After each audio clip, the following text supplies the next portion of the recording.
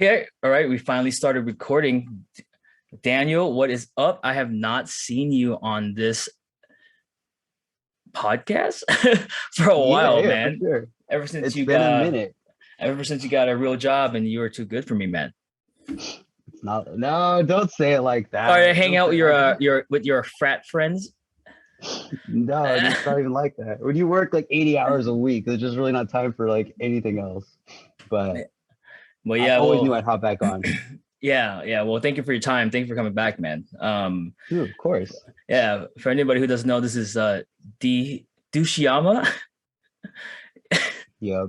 This is Yep. Mr. Dushiyama himself has came back here to entertain me for a little bit as I am here in my makeshift wall because nobody wants to see my crappy apartment. But yeah, thank you for coming back, Daniel. What are you even up to, man? Dude, nothing much. Working a ton. Actually working less now that I'm about to move into this other position, which is going to be less work, less money, but I'm okay with that. And I'm really excited about it, actually. So, yeah. Nice. But So less money, more time, right? yeah, that's like the whole goal. I'm just like burning myself out about that. And so I'm just like taking a lesser position, gonna be more time back, going to the gym, played soccer today, uh, getting a dog, which is pretty Ooh, legit. So yeah, I think things are like, I'm really excited for the summer as well. It was hella hot today and I got some trips planned. So I'm stoked. Yeah. yeah, damn, I'm excited for you. That's actually quite perfect for the thing we're about to talk about today. We're gonna do another Bukowski quote. Give it Um, to me. the quote today from the awesome Google Sensei, it will be, "You have to die a few times before you actually live." Yeah. Charles Bukowski.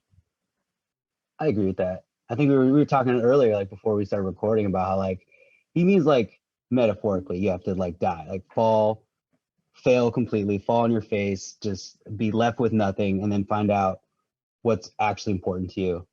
And remind me of like someone talking about like when Mike Tyson had lost everything, right? He was on the top of the world, right? Highest high, millions of dollars, one of the most famous athletes in the world. And then he essentially spent it all, you know, they went through all things that he went through, lost everything. And he called a friend and said, I have no money left.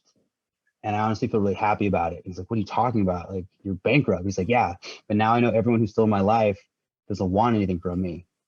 Like, they just care about me.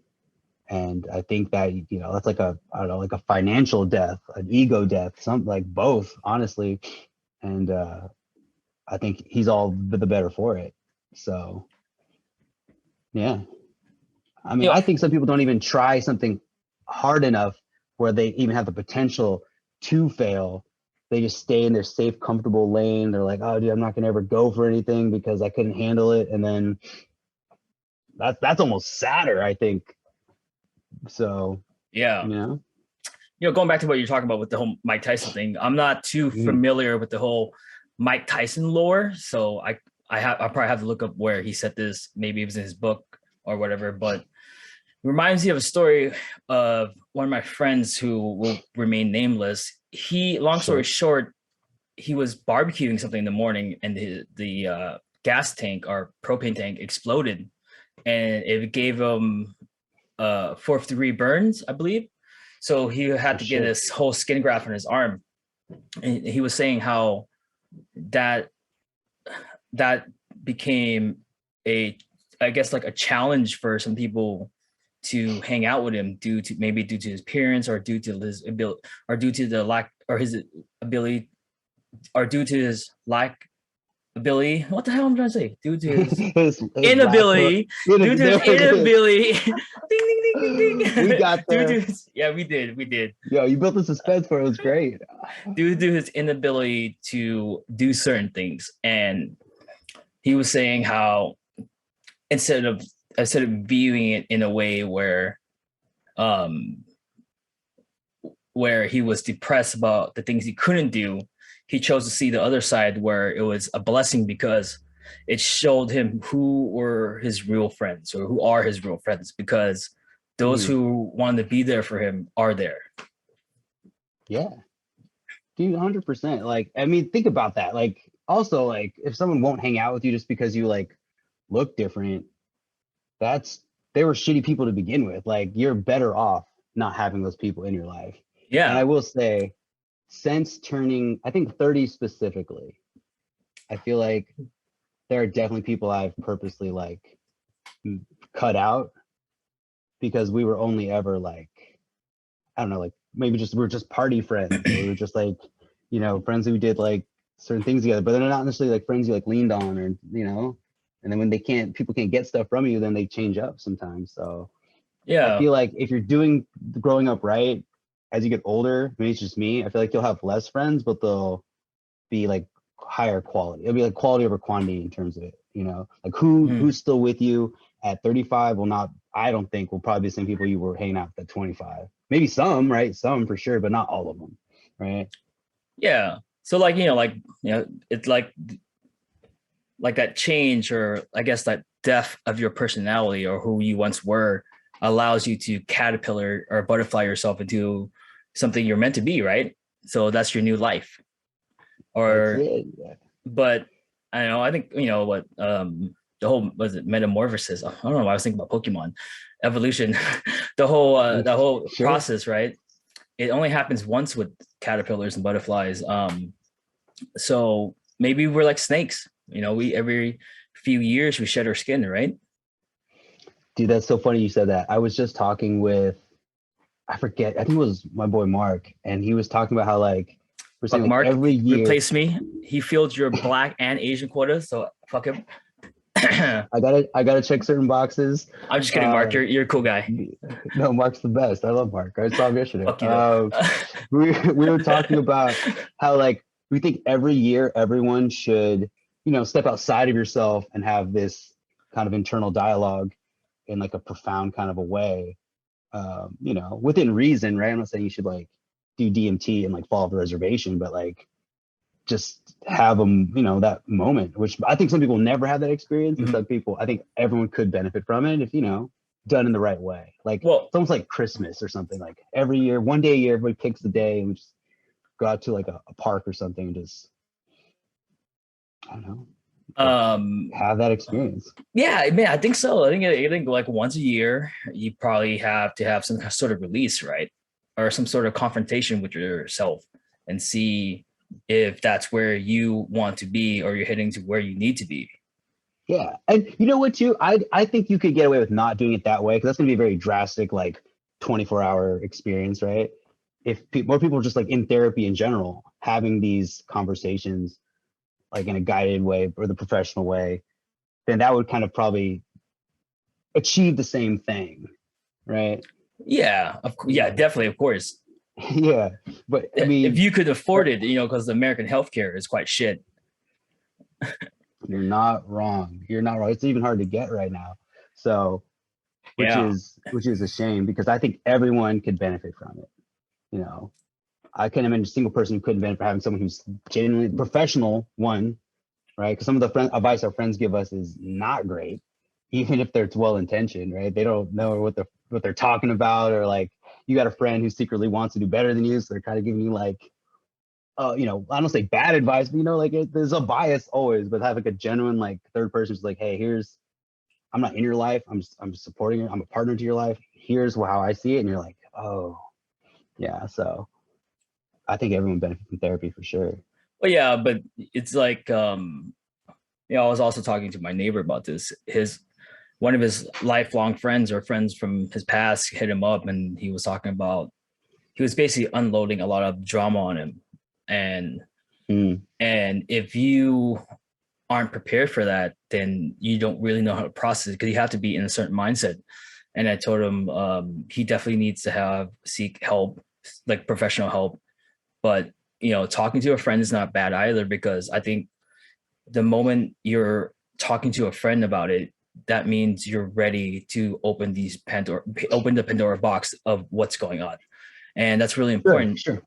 But that being said, I've said this before, where before you unload a bunch of drama, or a bunch of, not just, sorry, drama is a bad way to phrase it, but before you unload a bunch of heavy emotional Emotional damage. Yeah, no, Emotional yeah, like damage. a bunch of like trauma, like Yeah, trauma, I think trauma. is a good word, right? Yeah, Depending on how heavy it is. before you unload a bunch of trauma on somebody, unload's actually a pretty bad word. Before you share your trauma in effort to potentially maybe seeking help, you got to remember like that friend chose you for a reason, but then Hmm. that other friend has to know or has to ask you or has to be mindful about that other person's mental condition, current mental state as well, Hmm. and before, obviously I talk to my friends a lot about stuff because I've been pretty open recently. Hmm. So before I even start talking to them, I ask them like, hey, some stuff is going on in my life. Is it okay if I talk to you about it? Yeah, I think that's And super conscientious. mhm. And Like that's also cool. it has to be earned. Like you have to have built a rapport with that friend before you can even get to that point of asking, hey, can I share something with you? You can't just meet somebody at a bar and just start like pa pa pa pa pa, you know? I agree because I think I've heard like people as saying like checking in with people because it takes a burden to hear that stuff, or not a burden I should say, but it's like it takes like a mental bandwidth to be able to support that. If that person's already having like a shit day themselves, they may not be in a place where they can be the friend they'd want to be at another time if they were ready to hear it. So like checking in like that, I think is super cool. I don't think enough people do that, Mhm. and I also think sometimes like I'm always down to listen to my friends if they have situation problems they want to. But for me, when it can get kind of frustrating is when they're doing the same shit over and over, and we've already discussed like what they should do, and they don't listen. Then I'm like, okay, this is no longer like being productive. You just want to tell me that Venting. You're you trying to know. just venting. So, but I think yeah, I think it's good to like check in. I mean, I see something all the time. It's like checking in on all of your friends, right? Like there's your friends are like going through stuff, but even checking on your friends who seem like they got it together, like sometimes they're just better at masking it, Yeah. and they could be like they could be suffering worse than any of them. They're just not like saying anything at all, you Yeah, know. it's you want to make sure your friend has they have a metamorphosis or a metaphorical death, not a physical death. Dude, for sure. Just like putting it out there of like I remember like I don't know, it's bad. I don't remember when Mental Health Awareness Month is, but I do remember like during that month, right, on Instagram, people were like, yo, what's, everyone was like sending these messages to each other. Hey, are you good? Are you good? Are you good? And it was cool. I think it gave like, I know a lot of people who like weren't good who I don't know if like I hadn't reached out because of that month would have ever like been able to start that conversation. Mm, Right. Because we say that to each other all the time, right? You go to work like, hey, how you doing?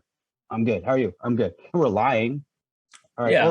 we're just saying it to say it. We're not actually checking in. We're like, you're gonna pull the guy to say, no, like, are you really good? Because you don't seem good. Like that Well, doesn't that's not happen as like often as it it's should. also not like a water cooler kind of conversation.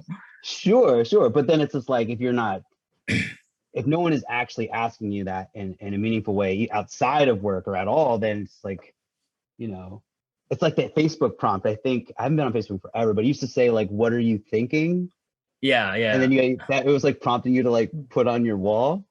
And I'm just like, this is the first time somebody with a computer is asking me, hey, what are you thinking about? I'm like, what am Damn. I thinking about, dude? Dude, thank you, Facebook, for That's sad, being bro. more.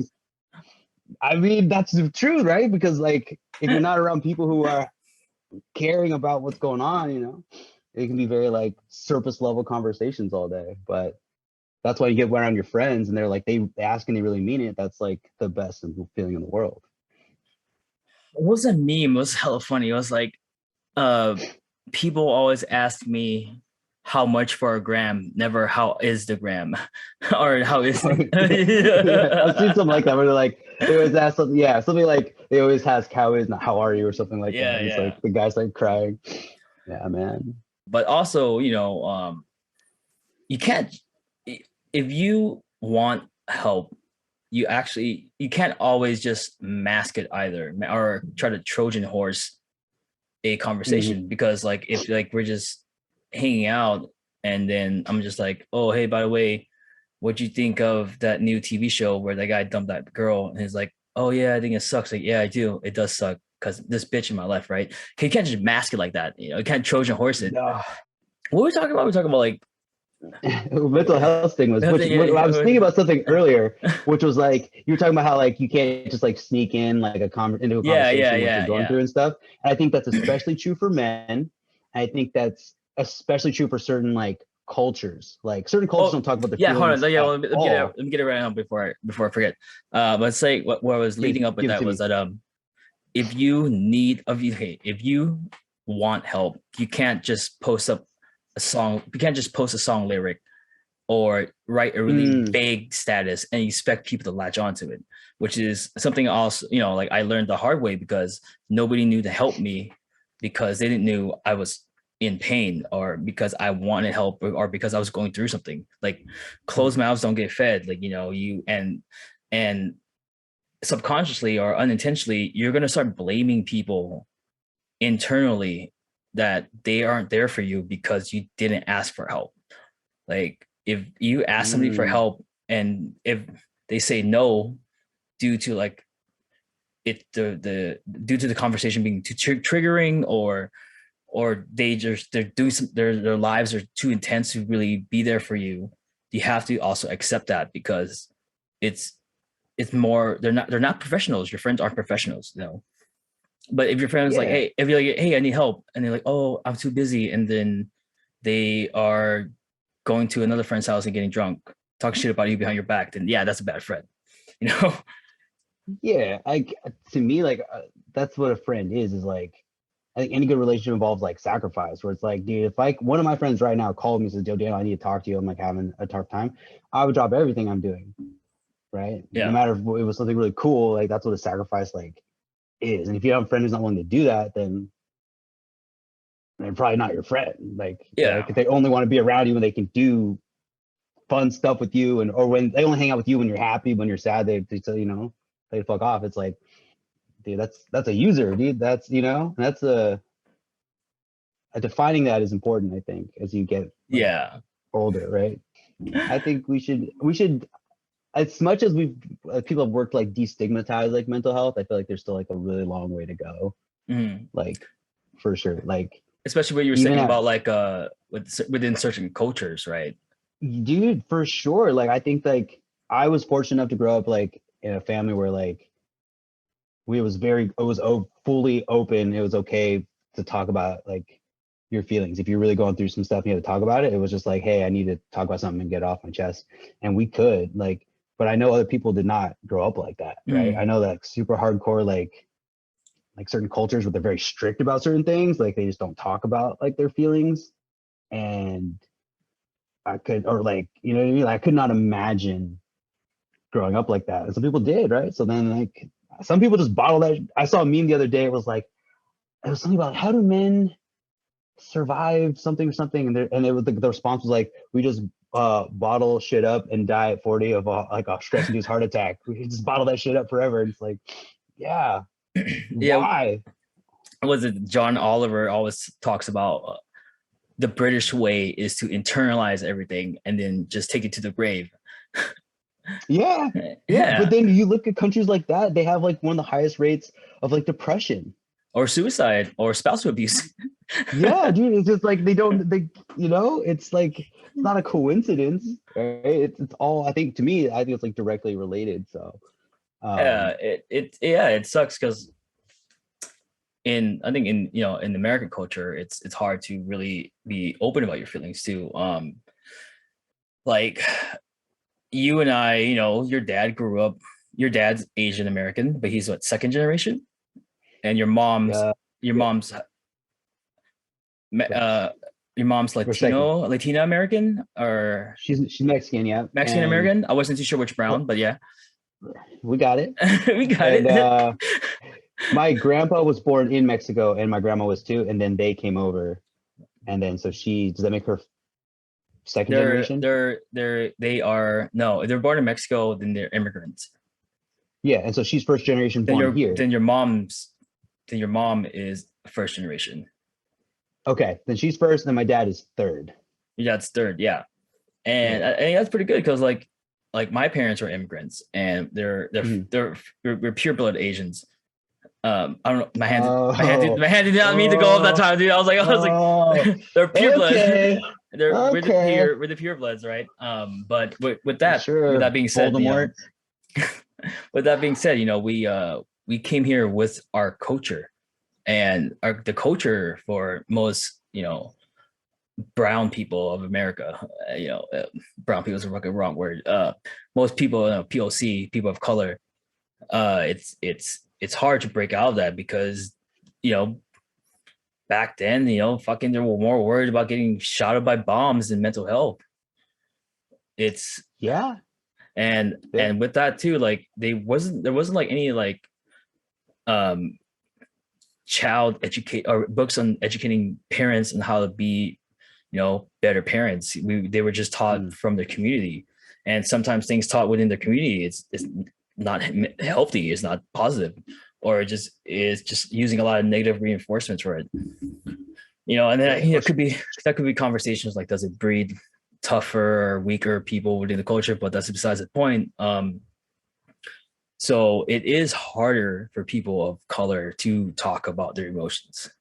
I think for sure, depending on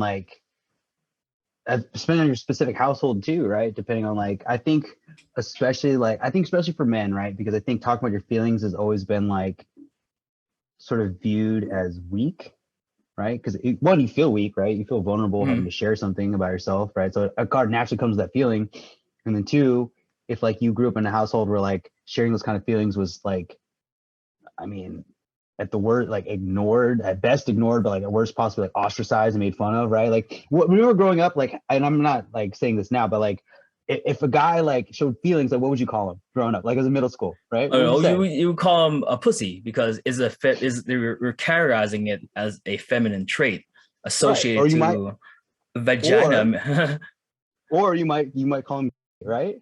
Because he's breaking out of the social norms, yeah. Right. So you didn't mean he was actually wanted mess with a guy, but if a guy was I don't know, showing too much feeling or something, or made you feel weird. That was a thing that middle school boys all the time, when I was growing up, would say all the time. And obviously it was horrible and they shouldn't have, and we shouldn't have, right? But that was a thing. And it was being uncomfortable, which ironically is the biggest weakness is oh, I don't like the way this makes me feel, so I'm gonna make fun of that kid because he wears sandals. That was a big thing of if you dress I remember as a kid he wore sandals, socks and sandals. No, not even socks. He just was barefoot. He just had his feet showing. Everyone's oh, that kid's he wears sandals. Girls wear sandals, and I'm and I remember thinking, that's not a big deal. I wear sandals at the beach. But then you're in middle school, you're oh yeah, you're right. Because you're just glad it's not you. Yeah. Yeah, I can't believe that. That's crazy. What a right. Oh, dude. Yeah. There's yeah. Dude, it's fucked up, man. It's yeah, dude, and it's how do you break out of that? For me, it took, I tell a lot of people about this, my own personal experience with emotion stuff. I wouldn't say I was a douchebag, but I did a lot of things that I wasn't proud of growing up because I had internalized a lot of anger about things that happened growing up with my family and things I was never really able to vocalize and it because I was a novice when it came to exploring my emotions, it sometimes came out as anger because you don't want to seem weak about it. And that's also, a toxic trait within the masculine culture of everywhere, of the whole world. Mm-hmm. If I want anybody to ever love me or break that cycle of hatred or break that cycle of being closed off, then it's gonna have to change me, or I'll have to change something, because then if you can't love yourself, then you can't love anybody else, right? So that Eric, part, just even hear you say that is so amazing because it's so profound and so amazing that you would share something like that. And then when I think about the Eric I knew in college, very, it was a different guy, but that guy you just were right now was always there. I think that's Yeah, why I've always been friends with you, dude. It wasn't just like the fun like party guy you could be, which I also love, but it was like we had the some good times. deeper conversation. Oh yeah, no, great times. But Yeah. like you've like I've seen you like evolve. So it was just But if but it was just easier back then just to like be drunk all the time and to not use your brain and and yeah. So okay, I I got remember one. talking about yeah. So yeah, so like I had in order for me to change, I had to kill a certain part of myself. That part had to die for this new person to come out. You know, You had because to die to live. you have to die to live. But then obviously you're never really cured of anything, or you every time you it's like the whole thing like you forgive but you never forget. So even though I will change and I will continue to change because that's what natural humans, they should consistently change and adapt with whatever information or knowledge they gain, but I would Mhm. still be reminded of certain things because subconsciously they will always be there because that becomes a part of like core memory. But Yeah, no, I think like if people like are paying attention and taking into data and growing, then of course they're gonna change as people too, because you're gonna want different things, right? I think when you're like, going back to what we're talking about, like, so how many times do you think you've died to become the person you are now? it's a great question. I think there's definitely certain breakups where I felt like is the death of that relationship, and I was a part of that relationship. So in a way, like I don't know if it sounds like corny, but like a piece of you that was in that relationship kind of like dies in a way, um, which is very painful, and it makes you reevaluate everything about what you look for in a partner and the kind of partner that you are. But that's like the plus side of it. Like at this point in my life, I would never want to date someone who hasn't had their heart broken because they don't know. I don't think they know what the fuck they want. It's like I saw Mark Cuban. He's like on Shark Tank. Is this he wouldn't do business with anyone who hasn't had a company who's failed because you don't know what's on the other side of that. You even had to recover after that and learn the lessons from. So I feel the same way. Like that's why dating as teenagers is so. It's like it feels amazing, but it's also like the crash is crazy. You've never had your heart broken before. You don't know. Mm. You don't know what the pain that was even out there because you're just like this is great and it's only great. So I would say those two times for sure. Uh, I don't know. Changing over from my last job to this one, definitely had to like kill the Yeah. little kid in me that didn't want to like take life seriously and get my shit together. I had to grow up in that way and realize that, you know what, not every job you get is going to be like your dream job. Sometimes you got to just pay some fucking bills and you got to, take care of your own shit. So uh, those are the ones that come immediately to mind, I think. Maybe I got more deaths coming. I don't know. Yeah, Hopefully, right? right? Because like if you I think it's pretty stubborn to say you're never going to change again because you were what 32, 33 from like maybe not from like 32 to 34 maybe you won't change, maybe you stay the same, but once you hit 40, 50, your wants and your needs are going to change, your body's going to change. So like you will always you always die, or maybe you'll metaphorically you will always be killing a certain part a certain part of yourself too. I fucking hit this Yeah. thing right here. No, Yeah. no, yeah. I think like that has to happen. That Mm, needs to happen. Like, I think some people could go their whole life and never challenge their own ego. And that's why people don't try stuff. yeah. They're afraid of being embarrassed, right? They're afraid Yeah. of what other people will think. And so that's like a death they'll never die. So they just die this death of 1,000 cuts where every day they do something they hate because they never wanted to go for something that Mm, could have made them happy, right? Because even if you fail at something, like you learn from it, and two, you might get closer than you were than when you started, right? So mm, that to me is scarier than anything, right? That's why I don't live with any regrets, really, because it's like makes you better. yeah. I have a friend, and maybe she probably watches the podcast, whatever. But I keep telling her that she should try for her dreams. I told her I'd rather see her fail than to never try at all. Because Yeah, and then at that point, at least we know that you're not good at it.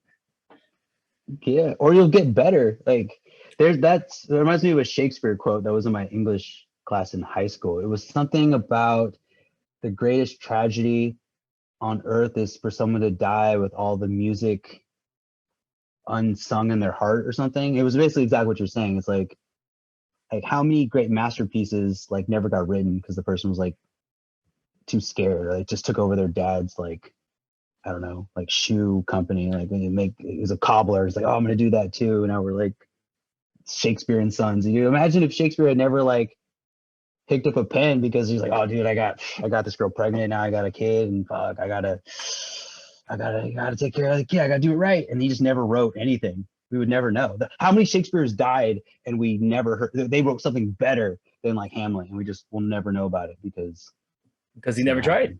Yeah. Yeah. Yeah. So at WonderCon this weekend, I was at this panel for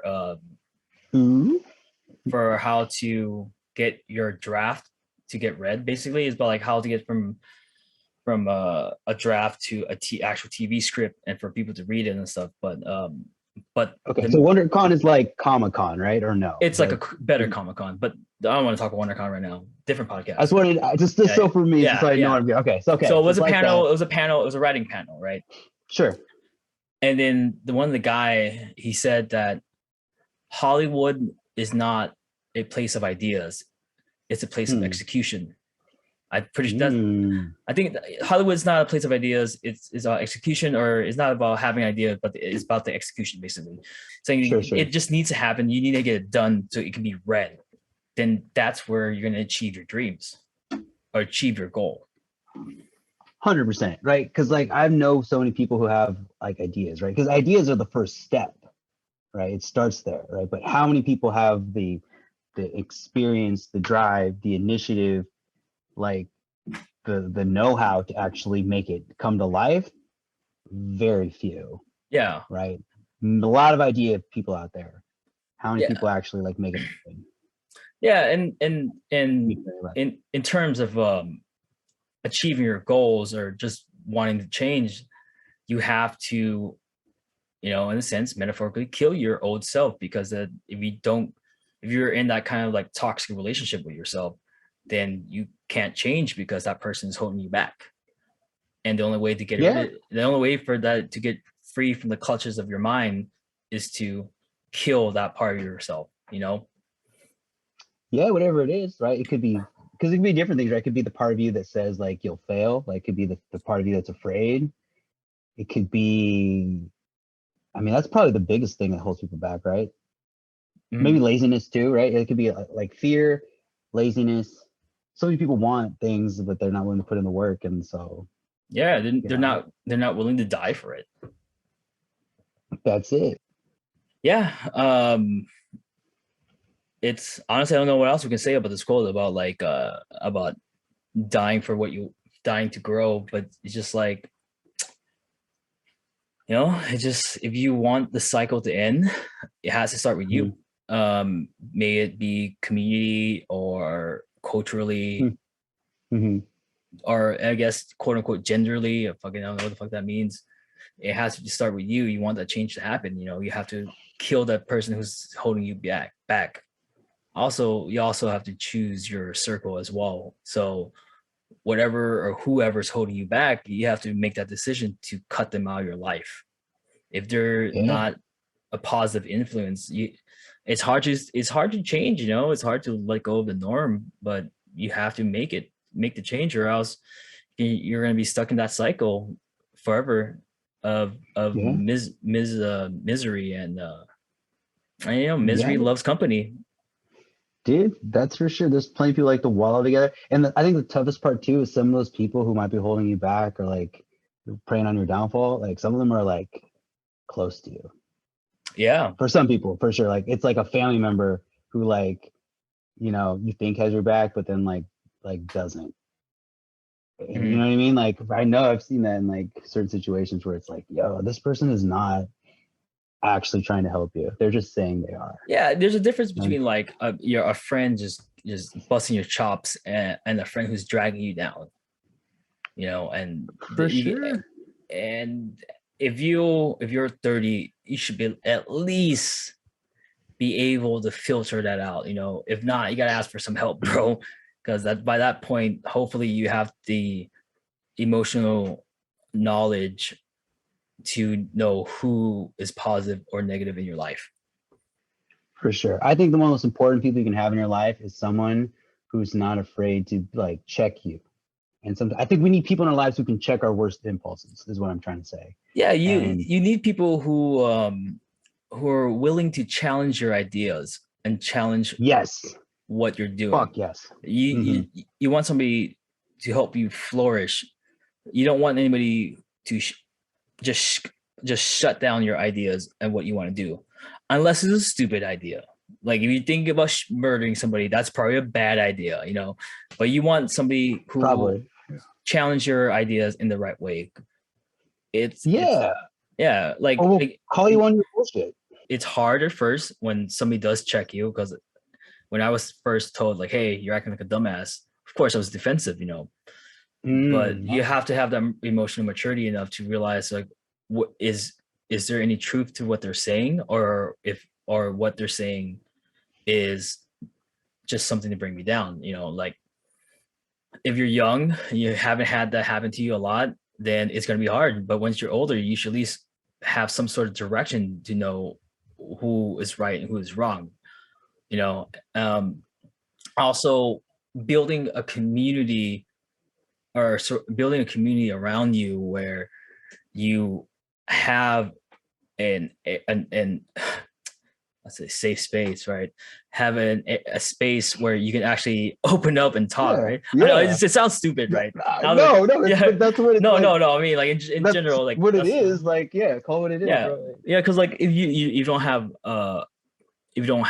that, a safe space to where you can talk about like what you want to do, your dreams, your hopes, your fears, things that are holding you back, then it's gonna, one, kill you, and two, it's gonna come out. It's never gonna go away. And if it does come out, then it might be in the manner that you don't want, and that can negatively affect your reputation, your body, and the people around you, and your relationships. So it has to happen. And any final words talking on the subject of killing yourself so you can live, or emotional vulnerability, or mental health? I know we touched on some good shit, dude. Some things are near and dear to my heart. I think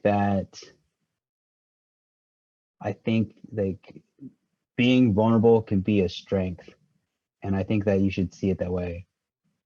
Like I think that like the reason I've been able to be like, I don't say successful, but like happy, is because I've lived very close to those vulnerabilities and like know what they are and have faced them, which can be scary. And that's a beautiful thing. And I would hate to see someone live their whole life running from those things and never have faced it. And I think you can live a more fuller, richer life by confronting those realities. And I think I wish that for everyone. Yeah. Not saying it's easy. In fact, by definition, it's scary as fuck, which is why you haven't faced that thing. It is whatever it is. It came to your mind when someone says that.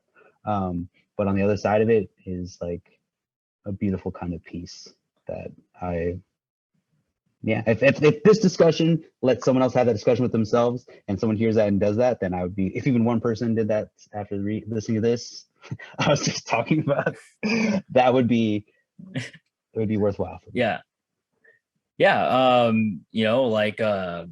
I think you definitely need to try to build that close-knit circle of friends with you now, or even with your family, that if you had a hard time communicating with them in the past, or your family relationship is not where you wanted to be, or is not healthy, then there's no better time than now to try to mend that relationship. Of course, if it's within this realm of what you want.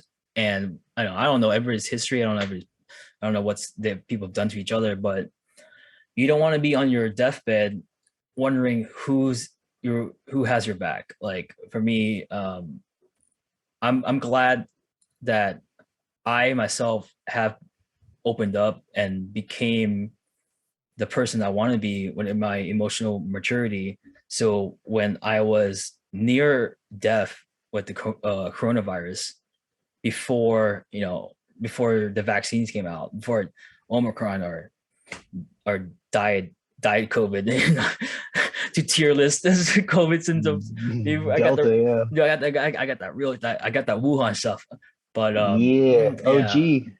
And I, even though, so when I thought, it was me near the end, at least I knew that I had a family or I had friends who will be there for me when I do pass. And that was comforting because, and I feel bad, or I feel sorry for people who don't have that in their mind. Like, I can't imagine what it would feel like dying and not knowing who's your real friend or who will be at your funeral. Like, who will really miss you when you go away. And there's no better time than now to start being, I guess you got to be vulnerable. In order to let somebody in, you have to open yourself up. It may go against alpha or sigma stereotypes, but then at least you're loved. And that's all we really want, right? Is to be loved and to love. So I think that you have to let go or kill whatever things that's holding you back to become that new person you are now. Because you want to be able to live, right? That's it. That's it. That's exactly it, bro. Yeah. Well, that being said, I'm going to end this recording. And if you like what we like our conversation or what we said, comment down below, like and subscribe and all that fun BS. I mean, I hate saying that shit. It just feels so cringe. But yeah, I'm gonna end this recording now before it gets even more cringe. And bye.